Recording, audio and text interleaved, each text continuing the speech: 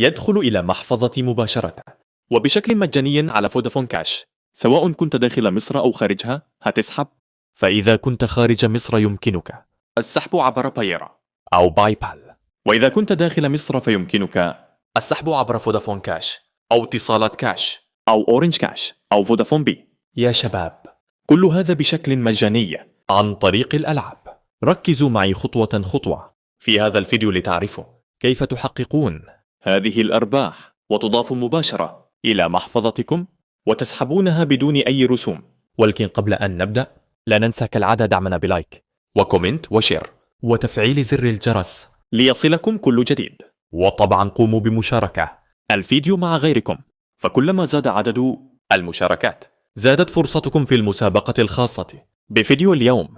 وسيفوز أشخاص عشوائيون من أكثر من قاموا بالتعليق والمشاركة.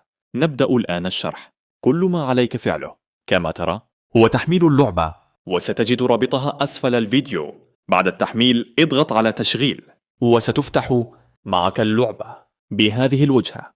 تقوم بالتسجيل إما عن طريق فيسبوك أو جوجل، وعن نفسي أستخدم بريدة إلكترونيا مخصصا لهذه الألعاب وأسجل به في جميع التطبيقات. مجرد دخولك اللعبة ستحصل على 10 جنيهات، وإذا كنت خارج مصر فستكون قيمتها حوالي 30 سنتا. أي إني داخل مصر آخذ 10 جنيهات وأنت خارج مصر تأخذ 30 سنتا مجانا مجرد دخولك اللعبة. واللعبة سهلة جدا وبسيطة.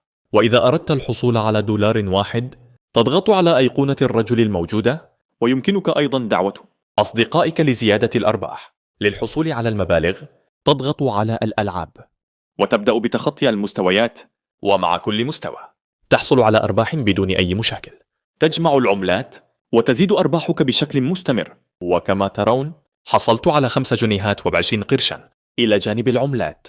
وعند الرغبة في الخروج من الدور نضغط على خروج بدون أي مشكل.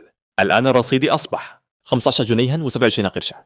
الحد الأدنى للسحب يبدأ من 5 جنيه، ثم 800، ثم 1000، ثم 2000 جنيه. ويمكن السحب مباشرة عبر فودافون كاش أو اتصالات أو أورنج بشكل فوري.